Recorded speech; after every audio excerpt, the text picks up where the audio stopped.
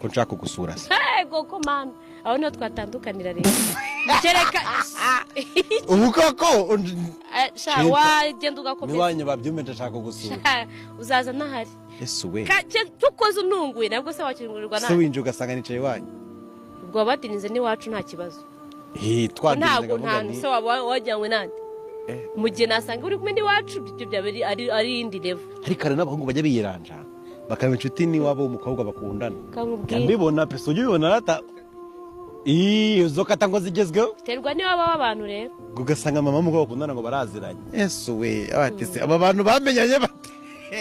sha ibyo rero wapi kuko urumva aho hantu haba harimo nyagasani wenyine ugomba gutabara icyo kintu aho gataho kuko mama wawe nimba aziranye na boyfriend wawe yego nta gahunda mutazabana yego uzahora ejo mugashwara ejo azahora afite abandi ba boyfriend nyine mama agomba kuba